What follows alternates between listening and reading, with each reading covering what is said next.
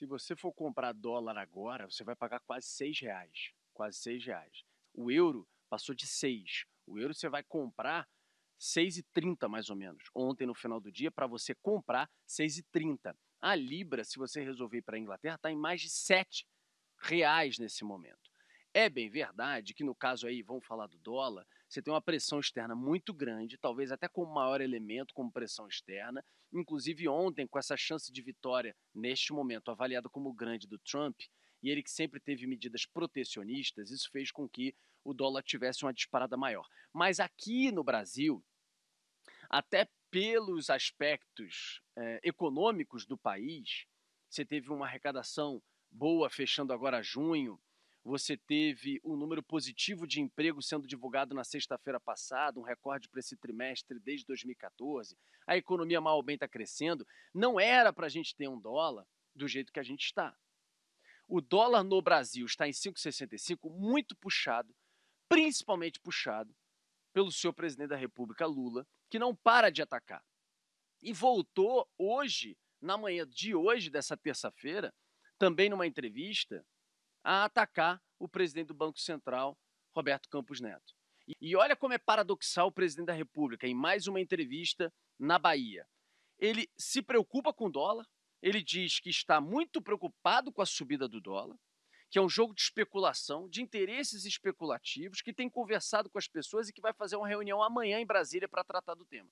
E na mesma entrevista, como se isso não impactasse o dólar, e todo mundo sabe que impacta, ele voltou a atacar pela 10ª vez seguida nas últimas entrevistas, não teve uma que ele não atacou o presidente do Banco Central, ele voltou a dizer que não dá para você ter alguém dirigindo o Banco Central com viés político. Definitivamente acho que ele, Campos Neto, tem viés político. Mas, olha só, eu não vejo nada a fazer.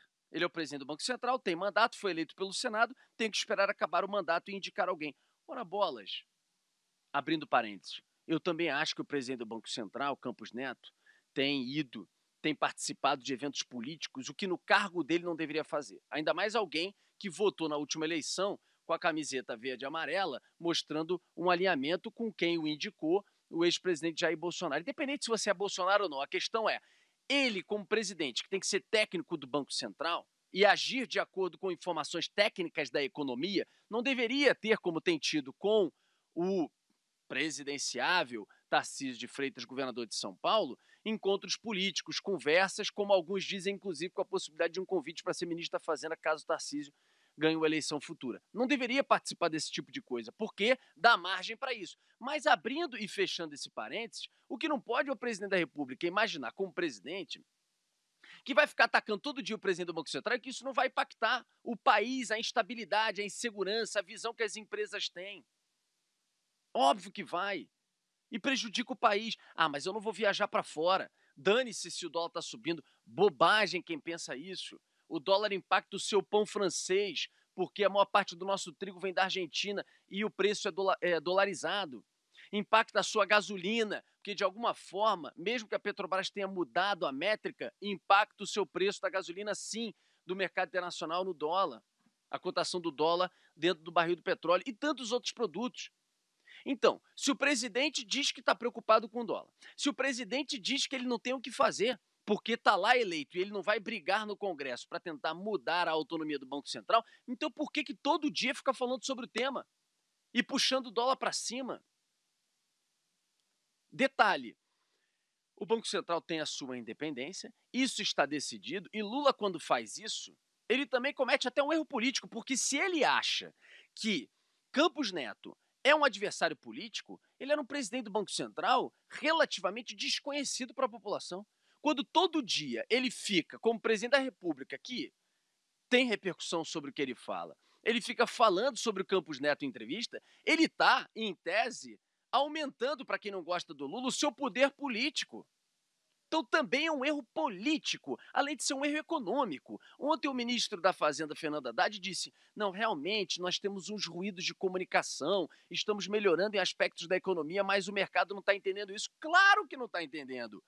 o seu chefe supremo, o presidente da República, não para o tempo inteiro. Ao invés de falar, estamos assim, estamos crescendo, vamos fazer, vamos incentivar o investimento aqui, vamos criar tal diretriz para o mercado tal, ele fica o tempo inteiro atacando o presidente do Banco Central e dividindo a área econômica, do tipo, olha, nós vamos governar para o pobre, não para os banqueiros, para as empresas do mercado financeiro, enfim, criando esse tipo de nós contra eles, de briga, que não faz com que as empresas encontrem aí a estabilidade, a tranquilidade para poder fazer os investimentos.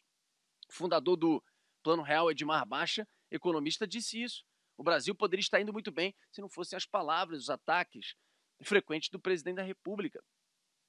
E aí, para finalizar, eu lembro muito, você vê, né? São polos absolutamente opostos, né?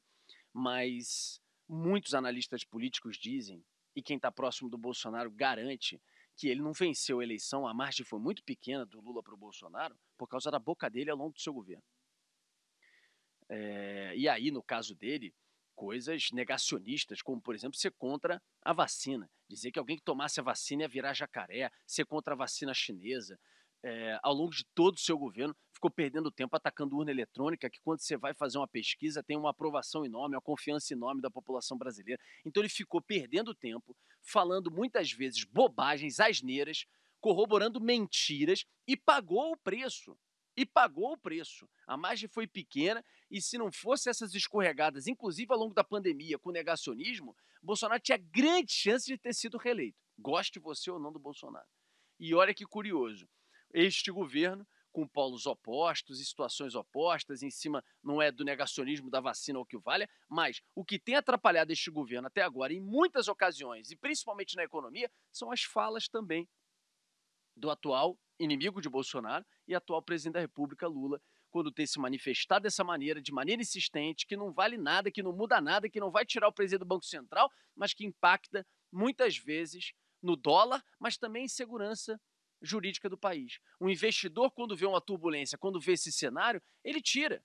Se ele não bota o dinheiro aqui, esse dólar está fugindo do país, está indo para outros países e o nosso dólar sobe e, consequentemente, você encontra esse tipo de impacto na nossa economia e o dólar explodindo num valor há muito tempo não visto por aqui. Ontem a gente bateu o maior valor em 2 meses e meio de cotação. É uma pena e certamente, se pudesse falar, o ministro da Fazenda, Fernando Haddad, diria: Lula, pelo amor de Deus, vamos ficar em silêncio, vamos parar de falar sobre esse assunto, vamos deixar a economia ser tocada, vamos deixar as coisas caminharem e vamos parar com esse tipo de retórica o tempo inteiro, dos ataques, da briga, e que só tem prejudicado o próprio país, a própria economia do país e o próprio andar do governo atual.